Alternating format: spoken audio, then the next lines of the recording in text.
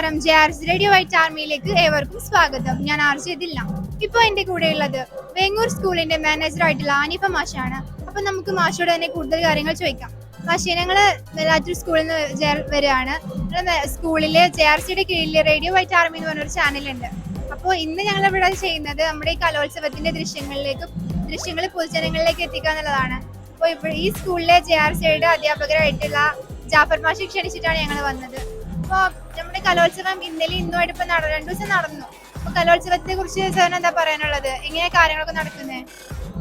മേലാറ്റൂർ ഉപജില്ലാ കലോത്സവം Vengoor higher secondary school എൻ്റെ ഈ വിദ്യാലയത്തിൽ വളരെ ഭംഗിയായി നടന്നു വരികയാണ്. യാതൊരു പ്രയാസവും ബുദ്ധിമുട്ടും വരുന്ന കുട്ടികൾക്കോ രക്ഷിതാക്കൾക്കോ നാട്ടുകാർക്കോ ഇല്ലാതെ കുറ്റമറ്റ രൂപത്തിലാണ് കലോത്സവത്തിനുള്ള എല്ലാ ഒരുക്കങ്ങളും സജ്ജീകരിച്ചത്. അപ്പൊ ഈ സ്കൂളില് എന്താ പറയാ, ഈ കലോത്സവത്തിന്റെ ഭാഗമായിട്ട് എന്തൊക്കെയാണ് ഒരുക്കിയിട്ടുള്ളത്? ഈ കലോത്സവത്തിൽ എന്തൊക്കെ ഒരുക്കിയെന്ന് വെച്ചാൽ എല്ലാ വിഭാഗങ്ങൾക്കും വ്യത്യസ്തമായ 6 വലിയ സ്റ്റേജുകൾ, മറ്റു കലോത്സവങ്ങളിൽ വ്യത്യസ്തമായി 6 സ്റ്റേജുകൾ. എല്ലാ സ്റ്റേജുകളും മെയിൻ സ്റ്റേജ് പോലത്തെ പ്രൗഢിയാണ്.